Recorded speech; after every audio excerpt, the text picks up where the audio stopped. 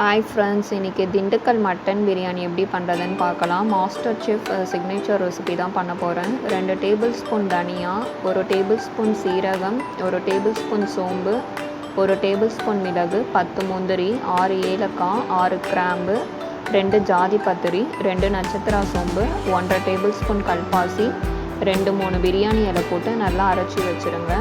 25 சின்ன வெங்காயம், இஞ்சி பூண்டு, பச்சை மிளகாய் காரத்துக்கு ஏற்ப எல்லாமே அரைச்சி வச்சுருங்க.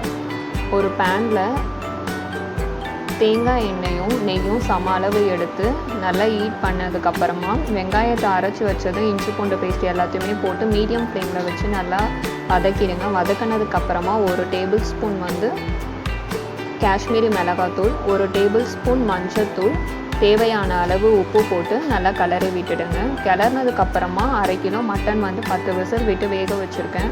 அதையும் போட்டு நல்லா மிக்ஸ் பண்ணிவிடுங்க. நல்லா மிக்ஸ் பண்ணதுக்கப்புறமா தேவையான அளவு தயிரும் எலுமிச்சை பழமும் நல்லா பிழிஞ்சு விட்டுருங்க. கொத்தமல்லியும் புதினாவையும் போட்டு நல்லா கிளறி விட்டுருங்க. போட்டுட்டு ஒரு 15 மினிட்ஸ் வேக வைங்க. எண்ணெய் திரிஞ்சு வந்ததுக்கப்புறமா நம்ம வேக வச்சுருக்க மட்டனில் இருந்த தண்ணி வந்திருக்கும், அந்த தண்ணியை ஊற்றிடுங்க. நான் 2 டேபிள் ஸ்பூன் 2 ஆழக்கு அரிசி எடுத்திருக்கேன். அதுக்கு 4 ஆழக்கு தண்ணி ஊற்றி நல்லா கொதிக்க விட்டுருங்க. கொதி வந்ததுக்கப்புறமா அரிசியை ஊற வச்சு வாஷ் பண்ணி வச்சுருக்கேன். அந்த அரிசியை நல்லா போட்டு கிளறி விட்டுருங்க. கிளறினதுக்கப்புறமா அரிசியுமே தண்ணியுமே சம அளவு வந்ததுக்கப்புறமா தம் போட்டுருங்க. மேலே கொத்தமல்லியும் 1 டேபிள் ஸ்பூன் நெய்யும் ஊற்றிருக்கேன். ஊற்றினதுக்கப்புறமா வாழை இலை வச்சு போட்டு ஃபுல்லாக தம் போட்டுருங்க. தம் போட்டிங்கன்னா அந்த தண்ணி ஃபுல்லாகவே வாழை இலை மேலே வந்துடும். அப்போ நீங்கள் அப்படி ஓப்பன் பண்ணி பார்த்தீங்கன்னா உங்களுக்கு மட்டன் பிரியாணி ரெசிபி செம்மையாக இருக்கும்.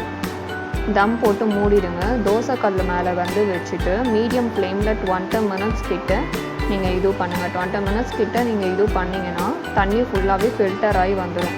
நீங்கள் ஓப்பன் பண்ணி பார்த்தீங்கன்னா உங்களுக்கு மட்டன் பிரியாணி ரெடி ஆகிடும் ஃப்ரெண்ட்ஸ்.